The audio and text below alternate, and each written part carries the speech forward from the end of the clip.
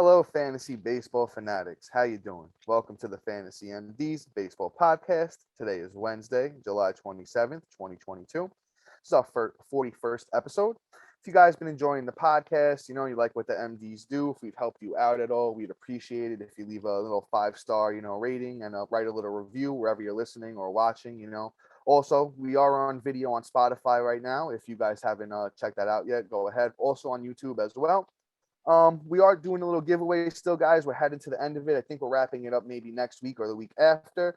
Once again, we're giving away 4 baseball cards, 1 set. If you guys need to know the rules for entry, just go to our Instagram or anywhere else that you follow us. And I had this little video of myself in the Yankee cap with the Yankee jersey. You could watch the video or you could just read the little caption underneath it. And, feel free to enter, guys. It's free stuff. And I'm your host, Dominic Martino, here with my co-host, my partner in crime, my brother, Matthew Arne. Matt, how are we doing today, brother? I'm doing fantastic. I like to hear that. How you doing? Man, well, the injury bug's been eating at my team for a little bit, so I'm not too happy about that. But, I'm still managing to hang in there. Otherwise, can't really complain too much. Life is good. Life is good, right? No doubt, man. No doubt. Yeah. So let's get started. Start here at the MD's, finger on the pulse as always. Today we're doing a little pre-trade deadline, talks, because the next time we're talking to you guys probably going to have been a couple of transactions. So heading into the trade deadline, Matt and I wanted to highlight some names that are going to be on the move. Maybe you go out and you make a trade for some of these guys before they head on to a better team. That's kind of the idea here when you're heading into the trade deadline as far as fantasy baseball goes. You want to be ahead of the curve, right? So, let's head into it. Let's talk about a few Cincinnati Reds. These guys are big names on the move. Let's start with a couple starting pitchers. You got Luis Castillo and Tyler Malley, right? Now, these guys, they're pretty good pitchers. So, if they head to, and then Cincinnati's a tough ballpark to hit, pitch in. Great for hitters, bad for pitchers. So, I'll start with Luis Castillo. He's actually rebounded off of last year. Last year kind of got off to a tough start and finished strong, though. And this year, he's kind of just been very solid. I'm going to pull up the numbers here for you guys, if Baseball Reference wants to work with me, per usual. So on the year, Luis Castillo has 3 wins, 4 losses. That's really the Cincinnati Reds' fault, not his. 2.77 ERA, 13 starts, 78 innings, 82 Ks, and a nice 107 whip. So those numbers are very clean in a tough ballpark to pitch in. I'm hearing that the Yankees are probably the number 1 suitor for Luis Castillo, and we certainly can use him after losing, Luis Severino. Switch a Luis for a Luis. And I think it's a good fit for him. He's going to go, he'll be with Garrett Cole. And, he could possibly learn a thing or two from a guy like that. It's been around for a long time, knows the tips and tricks. And I just really think that if he heads to a better team, the wins are going to pick up. At the ERA, I don't know if it's going to go down because the 2.77 is pretty good. Maybe the whip gets a little bit better, from that 107, which is also really good. But hey, he's a very talented young pitcher. And I just think Luis Castillo has a lot of upside. And if you can go out and trade for him now before he goes to a better team, I think that's going to be a very good move. Yeah, Castillo has finally showed us what he can do. 2020 was a great season. Last year he kind of fell off, then got, dealing with the garbage there, and then started the year off hurt. But he looked like he picked up the ball and started rolling. I like the upside. I like what he can possibly do for the Yanks. I think he'll be a great add, especially in something that we've always lacked in the playoffs. And this is real baseball talk that we just never have pitching. So if we can have a solid, rotation, the Yankees might be able to make a run for a World Series, please, Lord. But for fantasy purposes, Castillo owners will be really happy because the runs are probably going to be astronomical. Along with that, he's going to have a lot more support. He's probably going to have a lot more gas because he's going to feel a little bit more better being on a better team than, the stinking Reds. So, I think that overall, I think it's going to be an upgrade for Castillo, both mentally, and for fantasy. So let's go with that. All right, let's move on to the other guy Don mentioned. That's Tyler Malley, the strikeout king. Do you know if he's linked to any teams? I haven't really heard anything off the wrap. I've saw the Twins. I saw the Twins are looking at him. Twins wouldn't be a bad landing spot. They do know how to get some pitchers in there, make them successful. So, I like that prospect of him landing there. I think that it'll be a better park to pitch in. Like you said, it's a terrible park to pitch in Cincinnati. Also, too, I mean, the kid can strike out anybody. So if he can just sit down and, take a beat from one of those pitchers that are on that team, I think that he's going to be very successful moving forward and have a lot of long term, what do you call it, value. So Yeah. ultimately, I just can't wait for him to get off. I guess upside could be, you know, top top 100 pitcher. And I'd go a little higher than you that, to be think? honest. In my opinion, yeah. I'm gonna vibe off what you said though, as usual, Matt. Because right now he's, Let's. Where I where mean, where is he ranked now? He's I mean, probably. I I mean, think he's probably around 100 right now. excuse me. Oh, I apologize. Yeah. So I meant No, you're top good. You're good. 100 player, Okay, not there you go. not Yeah, I like pitcher. the sound of that a little bit better. Yeah, Yeah. which probably makes him about a top 50 pitcher. And So last month he's been about the 274th player overall. So well, which probably would put him at a really bad pitcher. But I think it's yeah, also just being in Cincinnati and losing every yeah. day. It's tough, as you know. I'll chime in here and I'll say this: if you take his, once again, he's only 27 years old, and we're talking about Tyler Malley here once again, Cincinnati Reds. If you take his 2020 and his 2021 season, you put them together, right? It's 42 starts, 3.72 ERA, 227 innings, 270 strikeouts, as Matt said. I think we're gonna go with the strikeout king for Tyler Malley. I kind of like that nickname. Think that might stick around here on the MDs. And a 1-2-1 whip, right, for the strikeout king, Tyler Malley. And that's kind of what I'd expect for him if he's pitching half his games at Cincinnati Reds at home. But if you go to a better team, better ballpark like Minnesota, maybe that ERA comes down. You expect the rest of the season, maybe like a 3.5 ERA, big strikeouts.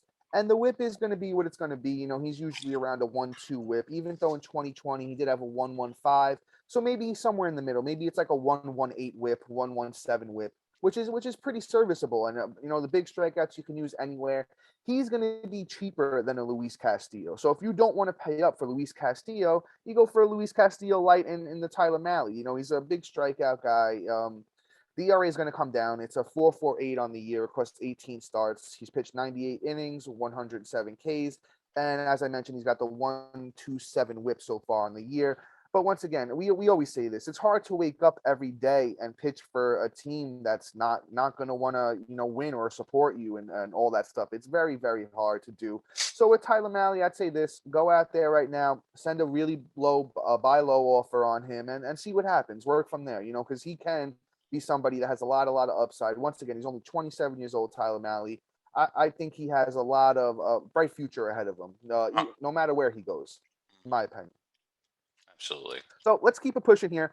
We got somebody who's had an interesting season, and it's another Cincinnati Red, and it's Brandon Drury, and he's kind of, I don't think anybody saw this coming from him. He's been playing pretty good this year. Let's get those numbers going for you for Brandon Drury this year. Once again, 29 years old, so he's not over the hill yet. But on the year, Brandon Drury has a 271 batting average. He's got 2 steals, 57 RBIs, 19 bombs, 20 doubles, 59 runs, and that's across 361 plate appearances. Now, I will say this: we obviously know Cincinnati's a great park to hit in. But if he winds up going to a team, let's say like Atlanta, to play second base, who else could we throw out there? The Dodgers are always in on everybody. He heads to a team like the Dodgers. Even maybe a team like the Indians could throw him out there too. Wherever they would want to play him. But if he heads off to a better team, gets driven in more, those bombs look nice. I mean, you know what? Maybe even the Yankees can use a guy like him, off bench or something like that, especially with Stanton going down. So he winds up in a better team with a better lineup. Things will look a little bit, better for him, because Cincinnati's just really got not too much going on. But we're not going to really go too far on Brandon Drury because I don't know how much anyone really cares about him. I just wanted to throw his name out there because he's probably going to get moved. To be completely honest, I think the Cincinnati Reds have been listening to the podcast because I said, a couple of, what was it, last week? Sell high. Sell high because his career stats are absolutely atrocious. Yes, sir. They certainly are. So just for everybody's information, this is a career high in home runs. The season before that, he had 15 home runs on the season. he had and 16 back in 2016. So this guy really isn't a bat. He isn't a slugger. He isn't really much of a player in general. Um, Generally, I just don't think he's good, and I think it's time that they're bailing out. Just like I told everybody last week. So I think it's time to see you later. Yeah, you did, Matt. You're right on that one. I think definitely the move is you guys should sell high on him as fantasy owners, just like the Reds are going to do. So yeah, we'll keep it pushing. We're really not going to, beat the drum too hard here on Drury. We're going to talk a little bit about a couple Oakland athletics. If you guys listened to the last episode, we kind of mentioned Paul Blackburn and Cole Irving. We really got into depth on them in the last podcast. Don't really want to do it again on this episode. So if you guys want to hear our thoughts on them, just go back and check out the last episode. But Cole Irving, actually, I do want to mention he did go out against Houston and pitch very well.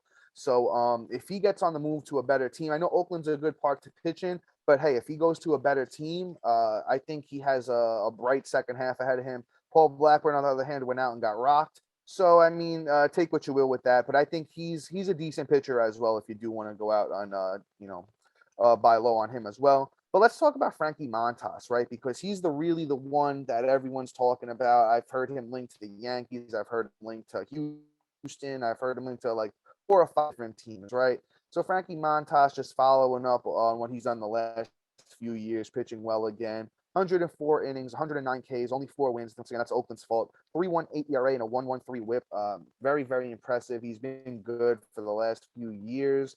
So I think another kid that has a bright future ahead of him. Hopefully, he can get himself on a good team to pick up those wins. I just really like what the kid has to offer, And once again, he's 29 years old. He's not over the hill yet, so he's got a couple more good years ahead of him. I'm not gonna really say too much more. Just that I think he has a lot of upside if he gets traded to a good team. Yeah, I could see the wins go up. I mean, he's a decent pitcher. Um, Personally, I think it's just the name and everybody's hype around the kid. I don't think he's like something absolutely wonderful. I mean, Okay. you look back 2 years ago and he really wasn't like the spectacular, showed moments of brightness, but he's a late age breakout pitcher. So I don't know how far he's going to go, but he definitely has some value. Um, Personally too, I mean, I'm just impressed that he's a Cape per night. That I apologize, I take that back.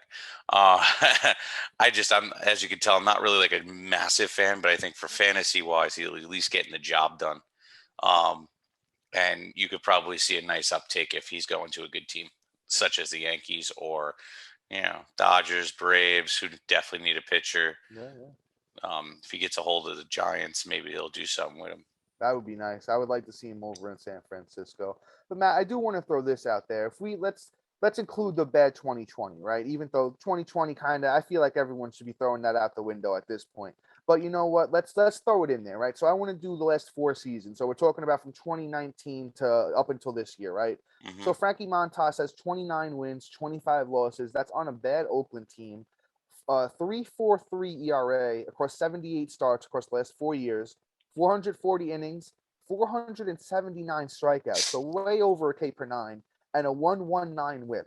So I just really think he showed a lot of potential over the last 4 years. He had that little blimp in 2020. But I just think if the right pitching coach gets his hands on him and he's on a good team, he wakes up every 5 days and he knows he's got a good chance at winning. I think the upside here is, kind of what he's shown so far this year. I think he just keeps it rocking. Once again, I don't, how much better you can get than a 3.18 ERA and a 1.12 WHIP, right? And over a K per nine, not going to be too much better than that. But if he can keep it going and he gets those wins up because he's got a 4-9 record, you could kind of flip flop that if he's on a good team. If he's on the Yankees this year, I could see him being like a 9-4 type of guy, right?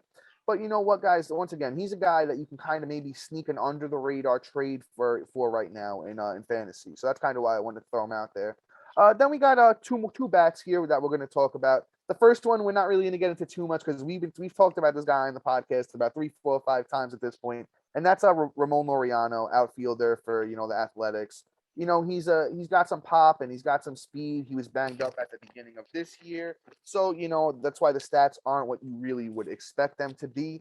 But man, he's got some high upside. And once again, if he goes to a team, Dodgers, once again, we kind of keep throwing at the same teams here. Maybe even the Mets make a move on him.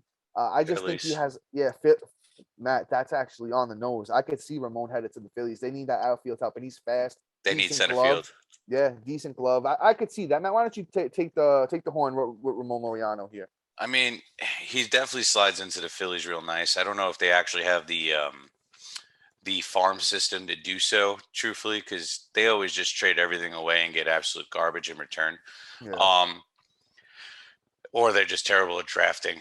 So it's one of those things where I don't know if they'll have the ability to get him, but if they can, because I don't think he's going to cost all that much, being that he was suspended for half the year and all the injuries and whatnot, they may be able to get him on the cheap. Um, he can actually have some serious fantasy value because in that lineup, he's going to be very well protected.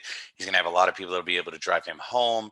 I could see him sometimes filling in and hitting at the top of the lineup. He's going to hit all over that, all over that lineup, all over that batting order because he's like a tool guy and he's fast. So, and they have a lot of people that can get people on base. So that 1-2 punch with that power behind him is going to be really nice.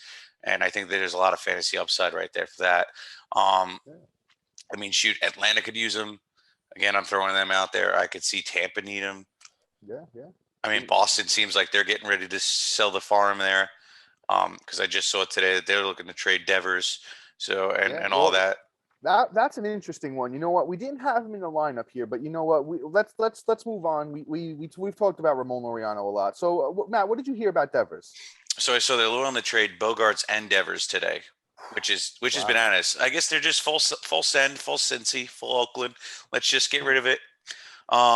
Yeah, it's a tough division, the AL East, to win it, and it looks like the Orioles are starting to go up when Boston's going down. You know, it's interesting. It's mind blowing though because you know they have a win now team with Trevor Story and Devers and Bogarts, and I mean the team is young. Team. I mean Duran, who's in a little dry spell, but I think he's going to bounce back. Yeah. But I mean, but I can see the upside too. I mean, they can sell Devers for like Buco, crazy Juan Soto kind of return. That would be interesting to see if they really went hard after Soto. You know, I mean, we kind of did a big Juan Soto talk the other day. You know, we kind of were talking about, you know, we did a whole bunch of places for Soto the other day. Oh no, I'm saying that they'll get like a haul like Juan Soto. Yeah. Oh, so okay, yeah, I got you. Yes, yeah. Yes. Like he'll draw like a lot of prospects. Like, I mean, Yankees can use them. Dodgers just buy everybody like always. Padres can use them. Rangers can use them. There's a whole bunch of teams that can use a guy like Rafael Devers and, to be honest, level up that lineup. And you'll get a haul for him as well. I don't know if they actually be able to do it or somebody's going to be able to make that trade, but we'll see. And Bogarts is just, you know, the prime stamp of a great baseball player. Yeah. Very, very consistent player. Yeah, I could see him landing in a spot. He's very, very good. As for him, I mean, shortstops are a dime a dozen, so I don't really know where he could slide in unless they move him to second. Then it'd be very intriguing. But we'll see what happens. For Boston's sake, as the fans, I mean, as much as I'm a Yankee fan, I hope for you guys, you're not getting screwed and seeing your franchise get blown up, but we'll see. So with that being said, Matt, let's move on to a couple Pittsburgh Pirates, right? Because they're probably selling too. And we'll throw one more guy onto the list, but we'll talk about him in a second. I want to talk about Jose Quintana first, guys. You know, he's been serviceable on the year. Hasn't been great, but he's been serviceable, right? You know, if you played fantasy or watched baseball over the last 5-10 years, you've heard the name before.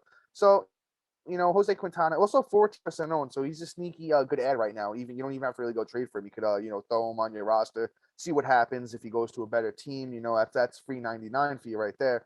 So on the year, Jose Quintana, 97 innings, 3 wins, 85 Ks, 3.70 ERA, and a 1.28 WHIP. You know, kind of a resurgent season after, you know, the last few years we haven't heard from him. You know, his last time out, he went against Miami, got the win, 7 innings, 4 Ks, didn't give up a run, and a 0.57 WHIP. So, you know, he's been serviceable of late. You know, I mean, one before that was at Coors. So at Coors, you kind of throw those starts out the window. You know, let's see what he does his next start against Philly. If he looks good, I say you kind of have to add him, you know, just to see where he goes. If he ends up on, you know, one of these teams that we've talked about that need a starting pitcher, the Yankees, you know, Braves, all those teams like that, which are very good, those wins are going to come up. And, you know, he's been a good pitcher before in the past, you know, had a good run with the Cubs, you know, he's just been serviceable guy. So I think that's somebody at 14% owned if you're in a deeper league, your 15s, your deep 12s. and just go out there and throw him on the end of your bench and see what happens. Because I think he could be a sneaky guy in the second half for a few different teams, Yeah. depending on where he heads. I mean, Quintana's good, but I mean, we all know that his phalanges are so weak it makes Montasy actually look bad. I mean, make Montasy look good, which I is hear bad. that. Hold on, I'm trying to pull something up for him real quick. I just can't spell the dude's name for some reason today. Go ahead. Well, Matt, I will throw this out while you're doing that, I right? found it. On the year, Jose Quintana has a 3.26 FIP, Yeah, right? he's So killing we it. don't really get too crazy, but field and independent pitching. Once again, if you guys don't know what that is, it's an ERA indicator. Kind of tells you where the ERA should be. So that's very good for Quintana. Yeah, I mean, he's having a good year. Let's put it that way for him. He's on Pittsburgh, so I mean, it's bleh. But personally, I just think that he could, if he gets it, he could have some fantasy value. For how long, I don't know. How long are those flanges going to keep up? I don't know. But personally, I mean, if he goes to someplace real good, let him get that one start, let him kill it for you, and then trade his butt so quickly. Don't even hesitate. You'll probably get more for the return of the upside versus actually having him returning it for you. So that would be my advice. Now, Dom, I don't know if you know Yeah. this. Go ahead. Since we brought up Pittsburgh, I had to Yeah. go and Google my boy's name. You know Go who I'm ahead. about to talk about. I hope it's Key Brian Hayes. Mm-mm. Oh, damn. Then go ahead. I figured that was your guy. I'm actually interested now. Who are you going to talk about? Mitch Keller. Oh, okay. Yeah. You know what, Matt? Let's hear a Mitch Keller rant. Go for it. So I don't know if you know, but guess who's been looking at them as their number one trade target right now? Who? I have no idea. New York Yankees, baby. Wow. I did not even see that. I didn't see that. So if anybody has been following this podcast for a bit, you know I hate Pittsburgh. It's because they have Yeah. all the talent in the world, and then they trade them, and then they become incredible, right? Now I'm not saying Yeah. Forget about it. I mean, I'm not saying he's going to go and be like his other predecessors, but there's an upside to that because I don't know who's left and become great. Let me think about it. Garrett Cole, Tyler Glass now, Meadows for that 2 seasons. Oh Lord, Shane Baz. Yeah, Shane Baz. it's I it's a mean, crazy amount of names. they're terrible at just Yeah. maintaining and keeping talent because they just trade everybody away because they don't feel like paying people. Tyon. Yeah, Tyon. I mean, Yeah. it's a joke. So let's look at it this way, right? Keller has some insane stuff. Like honestly, go and watch him pitch. Yeah. And Great if stuff. he gets moved, especially to the Yankees, he is going to be incredible. I don't see him getting a start in rotation right away, but there's always an injury on the Yankees pitching rotation, Oh yeah. unfortunately, Every and year, he'll all the find time. his way there. And then I think that he's going to get a little Garrett Cole action on in the workout room and be like, "Oh yeah, hey buddy, I remember you, and this is how you Yeah. throw this," and it's over. So I think that Mitch Keller could be a very, very, very good ad for us. Yeah, I'll chime in with you there, and I'll say this: I don't know if he gets traded to a team that's got a good, pitching staff, good pitching coaching. I could see him turning things around, right? Because if you've been listening to the MDs, we kind of talked about him at the beginning of the year. He was working with this company. I think it was Driveline. Once again, guys, correct me if I'm mistaken, but I believe it was called Driveline or Tread Athletics, one of those two. And they got him up throwing like 100 miles an hour. They fixed some of his breaking stuff, and he was looking like he was having a great spring. So he was looking like a sneaky, last pick in your fantasy drafts, coming into the year.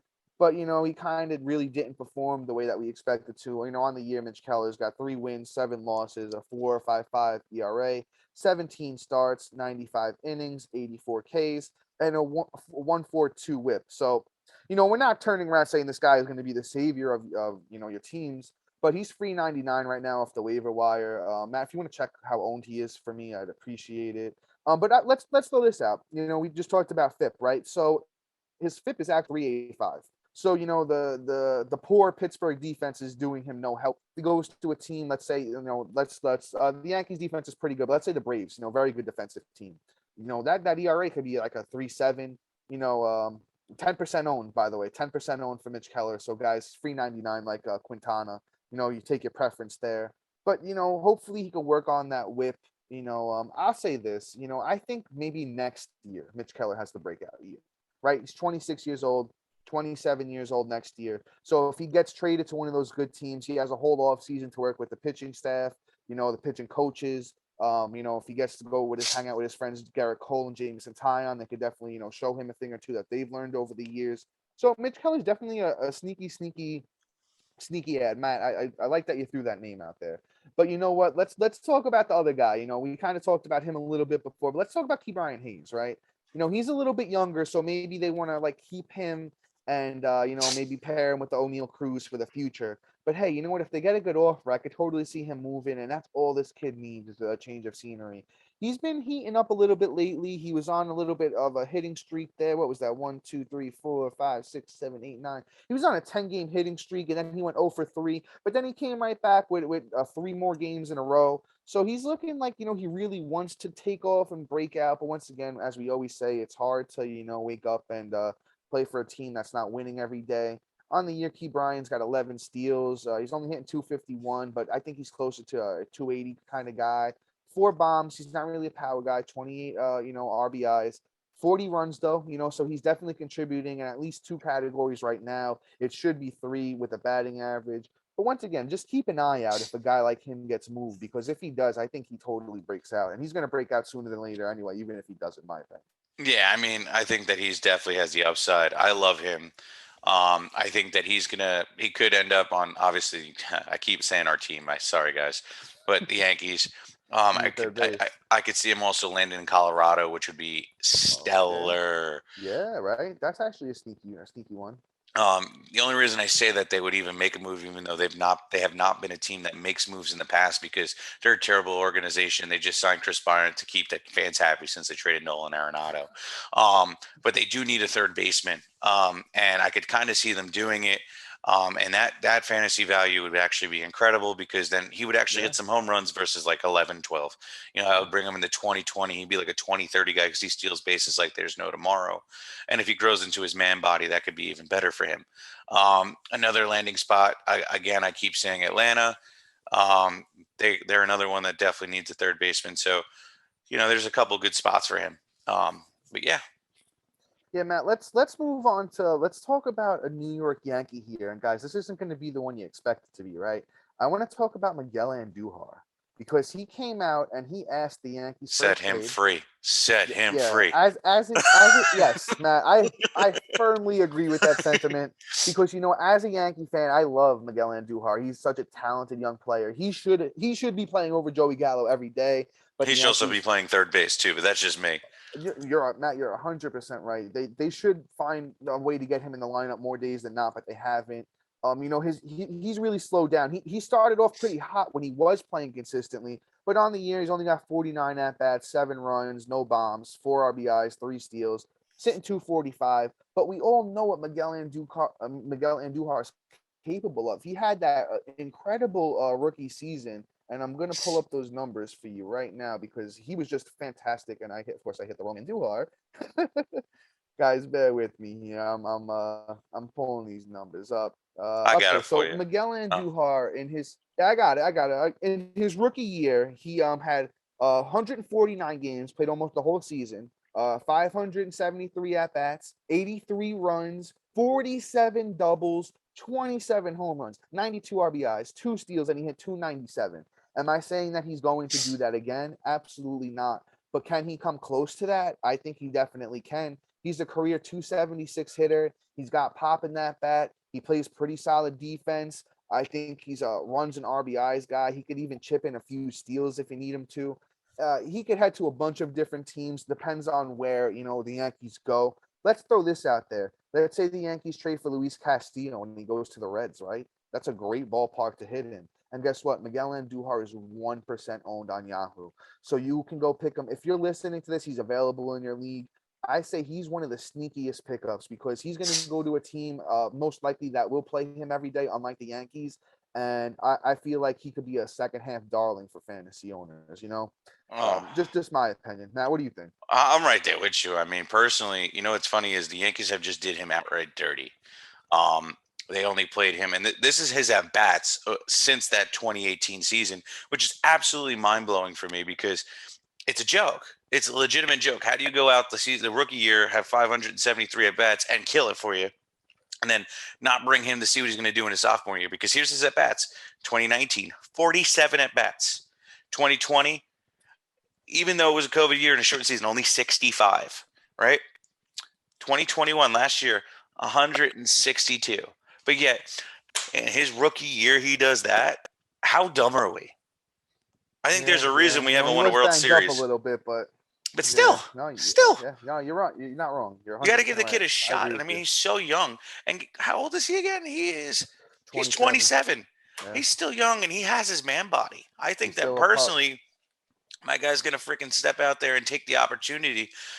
My God, send him to the Twins. Send him. Send him. I don't even care where. Just send him somewhere other than the Yankees and set my guy free.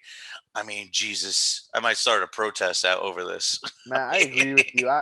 Me and my dad watched a lot of the Yankee games together, and I can't count how many times we both turned to each other and after a Joey Gallo strikeout and be like, that should be Miguel Andujar in there, getting those hits.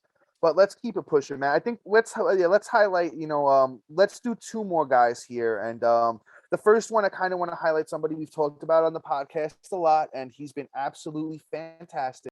Yeah, guys, and that's going to be Merrill Kelly that I want to talk about here. Once again, we've talked about him on the pod a few times. If you listened to us and you went out and added him, the guy's having an absolutely breakout season. He's a little bit older. I actually didn't even realize he's 33 years old, but he kind of got a late start to his career, and he's finally done what we've all wanted him to do. So once again, on the year, Merrill Kelly on a bad Arizona Diamondbacks team, 10 wins, 5 losses, a 3.04 ERA across 20 starts. 118 innings, 96 Ks, and a 1.14 whip.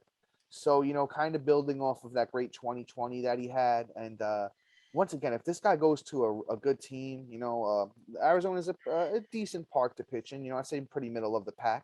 But, if he goes to, a good team, I think it just keeps on rolling the way it is. Maybe he learns a thing or two from another good starting pitcher that he goes to. If you get, a good as I keep saying, kind of sound like a broken record, but I'm going to keep saying it. If he goes to a team that has good pitching coaching, that maybe, hey, do this a little bit, and just kind of help him keep things going. And even his FIP is great at 320, so he's right on par where he's supposed to be. So I'd say this. I think Merrill Kelly keeps it rolling. He's 69% owned. Might be a few leagues where you could sneak him off the waiver wire still, but not too many. But a cheap guy. You can go out there and you could probably trade for him for almost nothing if you want right now. If you don't want to go after some of those bigger names, Merrill Kelly is a guy you can go after. And I'm going to let my brother come in here and talk about him because I know it's one of the guys he loves. Yeah, I don't know how easy it's going to be to snag him because, to be completely honest, his season stats are actually really good. Yeah. It's funny if anybody even paid attention to our opening day episode. He was one of my recommendations. I just snuck in there. I didn't expect him to kind of do this, but I'm happy he did. I'm very happy for the kid. I think that he's going to be somebody that's going to get traded to a team and really like double his production. Long-term fantasy wise, I don't know what it's going to be to at least this end of the season. It can be a serious gain. The kid has 10 wins on the Diamondbacks. Yeah. Imagine what you can do on a better team like the Dodgers, Yankees, Braves. I'm naming the top teams. Texans. Yeah. Toronto. It's one of those things where like these teams need pitchers, and this can elevate him to a whole nother level. And you could talk about the Humidor, you could talk about their stadium, which I don't really think it's all that great. It's middle of the pack in terms of pitching parks. That's what I was saying. Yeah, so if he goes to even somewhat of an upgrade of a pitching park, the sky's the limit for this kid, and I think he can be a serious contributor and be an outright stud for you moving into the playoffs. So, keep an eye out for him. Let's move on to the next guy here, and that's going to be Christian Walker, the same team. Walker is somebody that's known to power. It's funny, every once in a while you'll see somebody in your league pick him up, drop him because he's hot. He's not like the most spectacular player. Definitely doesn't bat for average. He's more like a Joey Gallo light. He'll get you a whole bunch of home runs and then not really contribute in any other category. But right here on the year, he's got 45 bombs, 23. Not 45 bombs. That would be astronomical. 23 bombs, 45 runs, 52 ribbies, and he's batting 207. So, the bombs keep coming, and he goes to a good hitting park. I don't even know, or just a lineup where he's protected. I think Yeah, I that, think that's more going to be key for him. If he gets yeah, to a lineup where, as you said, he's protected, that's going to be key. exactly. And they're going to be able to throw him inside the box, and then he might be able to send some all the way home and say see you later, and really drive up those counting stats for you. But if you're a team, oh god, I did something real quick. If you're a team that has can take the hit on the batting average, he's definitely worth an add to see where he lands. He's about 48% owned, so he's not at that 60 mark where we really try to cut it off. And you can kind of scoop him up on the cheat and see what happens and go from there.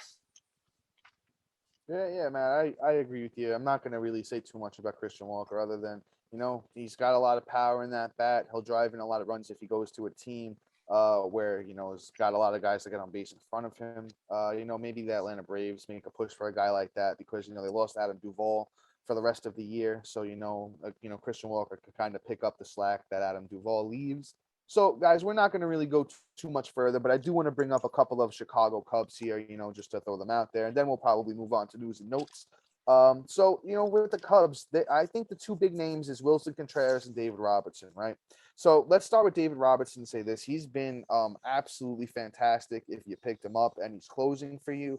But here's the thing is that if he might not be closing for that much longer, because if he goes to one of these contenders, we've named all the teams, the Yankees, the Blue Jays, and all of these teams, the Astros, all already have established closers, and he's not taking the job from any of those guys. He's not taking a Clay Holmes's job. He's not taking a Ryan Presley's job. So be prepared. That's my sentiment here is be prepared to lose him as a closer.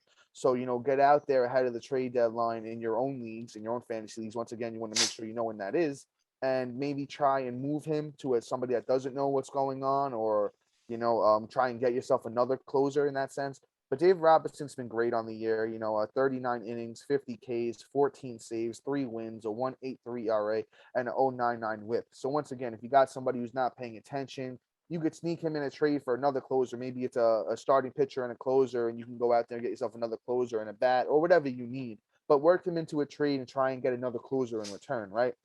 Yeah, So, yeah, Matt, if you want to chime in on Dave Robertson a little bit, be my guest there, brother. I got one piece of advice. So Go I ahead. like your advice of trading him, but I would say find out who's going to be the next one up. So the second you trade him, you pick the Oh, next guy up. well, you know what, Matt? I think we could do that. I think we could do that here. I think we could chime in and tell the people. I think Uh, it's Rowan Wick, if I may say so myself. Let me just make sure because I think he's got a couple. Okay, well, he hasn't been great on the year, but he has been the guy getting holds, and he's been pitching that like eighth There's that. inning type of thing. There's Michael Givens too, who's a Oh, possibility. yeah, yeah, yeah. Also, another guy. Do his numbers look better? Let's check. Do his numbers look better? Let's just take a look here. Yeah, okay. You know what, Matt? I think you actually might hit the nail on the head because Michael Givens' numbers look a lot better than Rowan And Wick's. he just And got the save. and there you go, hit the nail on the head, Matt. Actually, you did great on that one, my brother. So with Givens, it's a 2.72 ERA, a 1.26 WHIP, the 2 saves on the year, 39 innings, 49 Ks, 3% owned on Yahoo. So if it turns out you can't work out a trade for a Robertson, you kind of just snag Givens, and you kind of know that you probably got the next guy up there. Hmm. But let's talk about one last dude, and then we kind of really got to start moving. Yeah, let's Um, do let's do Wilson Contreras. that's exactly what I Okay. wanted to do. Just wanted to make sure. So Contreras is actually one of my favorite low key catchers that I always kind of have in a fantasy league every year, but this year, um, I love the kid. He has all the talent in the world, and actually, this is probably his best season to note in terms of like total stats and Mm, performance. you sure? I would think so. I Maybe don't like not. the batting average. I'll say that. The batting average isn't there, but the counting stats is what he's really thinking. I think he's selling out for power because usually he doesn't even get this far in terms of 14 home runs this late in the season. I mean, this early in the season. Usually a 14 Yeah. on last year. He only had 21 on the whole season, and he's only 7 away, and we still got 2 months left of baseball. So, Yeah. I think he's a house on fire, and I also think that if he gets moved to another team that actually needs a catcher and that's going to give him everyday playing time, he's going to be killing it. So, I mean, it depends. I mean, also too, I mean, going from losing every day to winning every day Yeah. is going to Yeah. be a Yeah. big difference too. I mean, I could see a big upside for Wilson Contreras and have him even take a harder step forward. And that's just me being like super optimistic, but I'm a huge fan. Yeah, man. I agree with what you kind of talked me into it. I kind of agree with you a lot. He did have a couple of years that were nice. The 2019 was really nice, and I'd say the 2017 are really nice. But what I'm gonna say is this: look for more of that. Of the if you look at 2017, he had 276 with 21 bombs, and in 2019, as Matt mentioned, he had 24 bombs, 272. So if he could hit 270 the rest of the way with a decent amount more pop and gets more RBI chances, gets driven in a little bit more. He could be a very, very sneaky guy. I heard him link the number one guy team for him is Houston. So if he go Oh, if he goes to that Astros team, man, it's the sky is kind of the limit for Contreras. So right now, his numbers don't look fantastic. The power's good, the runs are good, but the average, is and he chipped in 3 steals, but I'd say the average and the RBIs are a little lower than where you would expect them to be with Wilson Contreras. So if you can go out once again, throw a sneaky trade out for a guy like this, it could be very, very beneficial to you. But guys, that's our little pre-trading deadline special. So we're gonna move into some news and notes here. As Matt, per usual, just cut me off if there's anything you want to chime in, and we'll just get it started here. We got a really good one here to start off the news and notes today. Jacob deGrom is lined up to make his 2022 Major League debut August 2nd, which I believe is Tuesday, against the Nationals. So that's a really, really good one, guys. If you have him on your team, make sure he's active next week because, he could be a league winner for the second half, And once again, before your trading deadline, if you could sneak in an offer, he did get hit in his last start in the minors. He gave up 4 runs against, I think it was one of the Royals minor leagues teams. So if you could throw in a sneaky offer before the trade deadline, I would think that's a smart move. His phalanges are a little bit weak, so he could get injured again. But knock on wood, we're kind of hoping DeGrom, kind of keeps it going as fantasy guys. We kind of just always want to see everybody stay healthy, right? The next one, this one is a little bit more of a big deal, in a bad way. Mike Trout was diagnosed with bear with me, Matt, because I don't even know if I'm going to pronounce this right. Vertebral dysfunction, which is hmm something with your back. And okay, he himself came out and said that he's day to day, that he might be able to manage it. But then I saw another report saying that this might be affecting him for the rest of his career because it's a chronic thing and it can just linger and linger and it it's can get super rare too, which is yes. sad. Yes, and it could be very, very bad. Mike Trout's kind of been struggling the last few months. He hasn't been his normal self. So this might be a kind of sell high moment on Mike Trout, and even in dynasty and keepers, if you can kind of bundle him in a trade for a young guy, an Acuna, a Soto, a guy like that, that's is performing and is young and gonna keep you going, future years. Even an Austin Riley, a guy like that, you could package Trout, maybe a couple other pieces, and get out of the Mike Trout shares right now, I because would I try think. and one it first and see if somebody will Go jump ahead, because they take don't the even. reins, my brother. Take the reins. I mean, it's still Mike Trout, so people don't know exactly when he's coming back. I'm not saying I would aim high. I'm not saying go and trade him for I don't know Vladdy or the number one player overall right now, but I would offer something. He still has Mike Trout name. He's still Yeah, yeah. still a future Hall of Famer, still in his prime, and That's what I people, say. Do it now. Do it yeah, now before do this it gets now is worse. right. But aim high, don't aim low because Yeah. somebody will scoop that up, and then you'll feel bad if he does come back and somewhat performs. I would try and get something um, worthwhile that's going to help it. And you could probably get 2 good pieces. Truthfully, it's still Mike Trout. Yeah, yeah. As I said, I would aim for the Soto, Acuna, Soto's a great target. Austin Riley, like those type of guys, young guys that even if you got to throw in another piece, do it because you don't know where this is going to lead. You see back injuries. Look at Jazz Chisholm this year. Kind of took his whole season away from him. Chris Bryant at the beginning of the year missed the first couple of months due to a back injury. It's just with backs, it's very, very hard to diagnose, and even he did get diagnosed with this rare syndrome, and it's something that you don't know where the future is going to hold, right? So we wish Mike Trout the best, but we don't know how this is going to look, next week, a year from now, or just down the line. It's kind of risky. So we'll keep it pushing with the news and notes. Somebody we've talked about before, we told you to add him. I think he's getting up there in ownership, so he's probably not out there anymore. But that's Mitch Haniger. He's working his way back from that ankle issue. He's moving up to AAA in his rehab assignment. They're saying he can be back in a week or so. Once again, guy hit 39 home runs last year. You definitely want to go out there and check your waiver wire, make sure he's not available. If he is, I'd say definitely snag him. He's going to be back sooner than later. That Seattle team is fantastic. They've been on a roll lately, so just somebody that I think is going to have a big second half. This one kind of stinks, guys. Somebody who started off the season like a house on fire. That's Mckenzie Gore. He's headed to the IL with a left elbow inflammation. You don't like to hear that ever with the starting pitcher. Please not TJ. Yeah, I hope not, man, because Mckenzie Gore had been great, but I did hear this, that it could have been a lingering issue with Gore because his last few outings were actually horrendous. He's been horrendous for about 2 Yeah, months. yeah. I'll tell you this: I'm on the year 4.50 ERA, a 1.47 WHIP.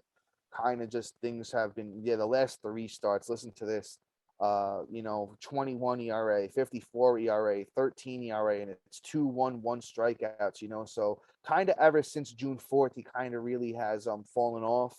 I'll say this: a guy that as we like to say, has bad phalanges in dynasty leagues. I don't know what I'm doing with him at the moment because it's kind of tough. You probably can't trade him right now. Nobody really is going to give you too much. You kind of wait and see with Mckenzie Gore. We wish him the best too here at the Fantasy MDs. Big fan of Mckenzie Gore. Yeah, and dynasty, I think he's a hold. I wouldn't trade him.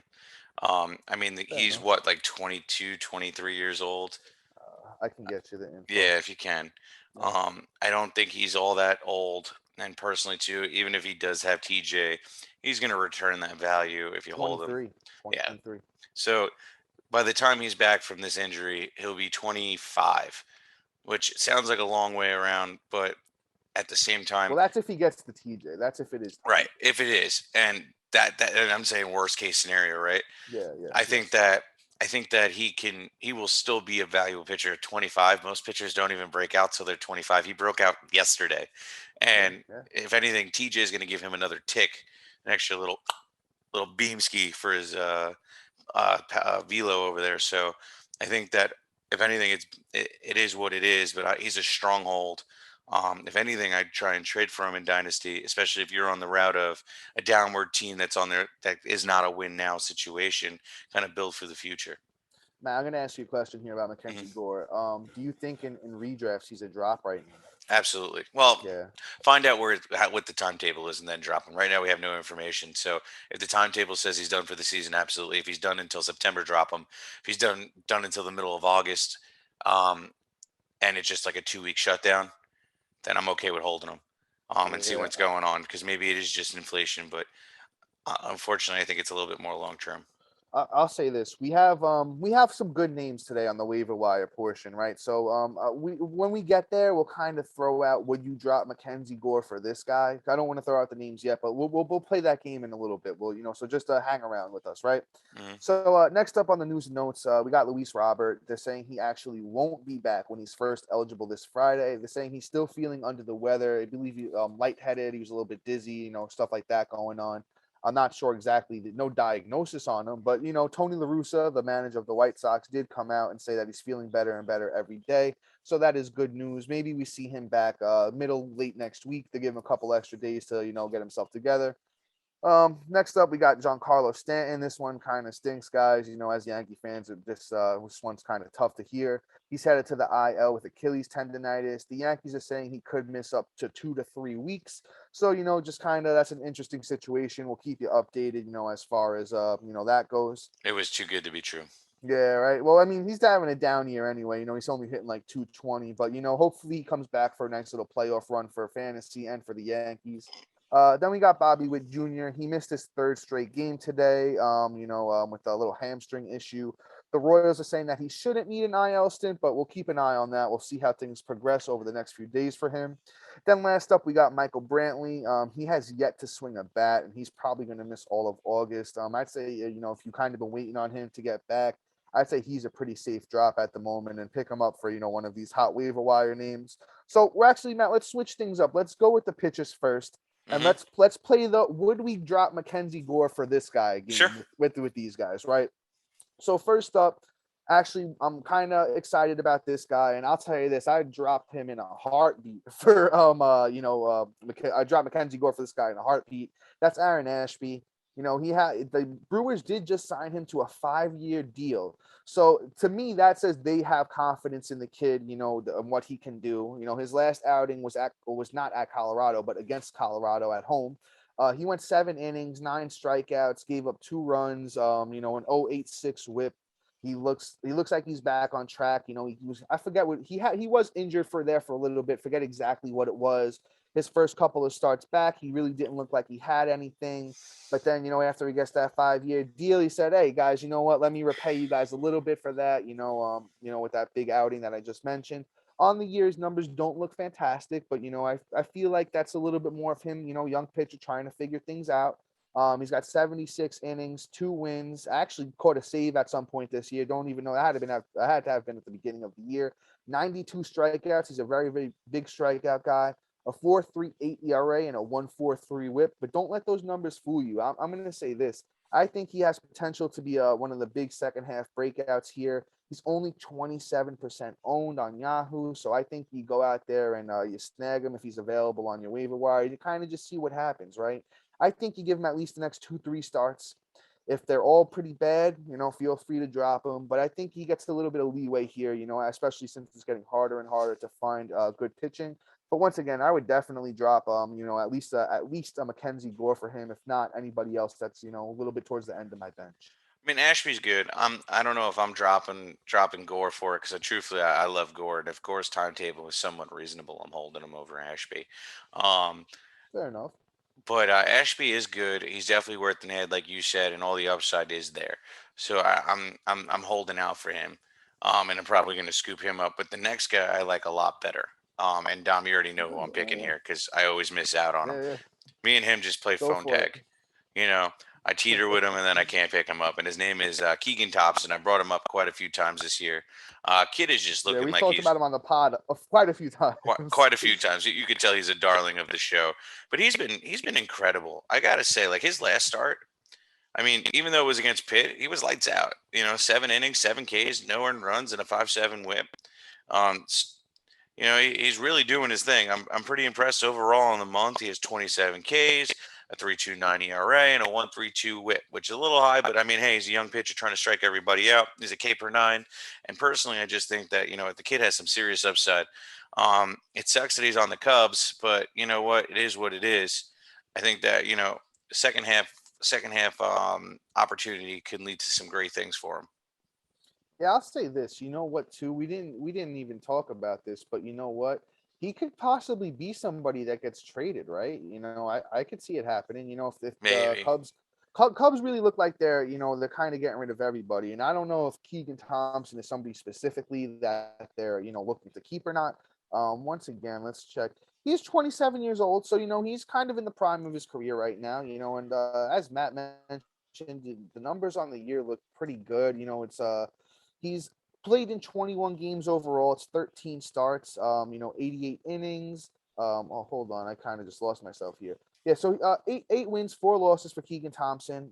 Like I said, 88 innings, 3.16 ERA, 82 strikeouts. He's almost at that K per 9 number and a 1.20 WHIP. So, numbers look pretty clean on the year. I would say keep an eye out if he gets traded. He's 43% owned on Yahoo right now. So you can go out there and pick him up for pretty much nothing. I think he does line up with the Cardinals though in his next outing. So you know what, that might be a real test to see where he's really at, right? So if he goes out and he could pitch against that Cardinals team with Nolan, Goldie, and all the rest of those guys that really can hit, that's going to say something. That's really going to say something. So you kind of might want to get ahead of the game and kind of snag him now, because if he does go off, I think that 43 turns into a 70 within like two days. Because just a guy that has very good numbers like this on the year. And he did go out, before he got rocked against the Mets, he went out against the Dodgers and he pitched really, really well. So, I'll say this, the kid has shown that he's able to pitch against good teams. So it's something that Keegan Thompson, can do. So, he's definitely high on our priority list. So we're going to pick out one more guy for you here, and let's go with somebody that we haven't talked about, on the podcast. Let's talk about Matt's boy, Braxton Garrett.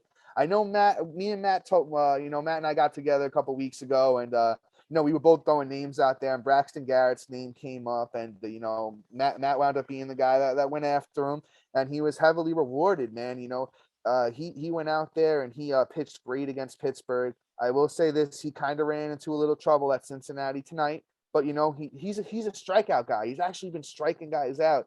Let's also put in perspective. He pitched at Cincinnati, so it's not Yes, a great pitching park. very hard park to pitch in as well. But I will say this, man, 11 strikeouts against Pittsburgh on the 14th, didn't give up a run. Went to Pittsburgh again. We know it's not a very hard team to pitch against, but he still got to go out there and do it. 7K, 6 innings in that one. Hey, eight Ks in 5 innings tonight. Looks like he's giving up a few runs. The whip's a little bit high. But you know what? He gets Cincinnati at home next time, and Miami is a great park to pitch in. One of the upper end parks to pitch in. Braxton Garrett's 42% owned, so might not be my favorite of the bunch, but definitely serviceable. Definitely serviceable. Absolutely, I think that he has a lot of upside. Counting stats wise, I think he's really going to do you damage if you have a good team that you've been averaging like a high three and high three to mid to high three ERA on every week. You know what? He may push you into the four category right above it, but he's going to reward you in a lot more categories.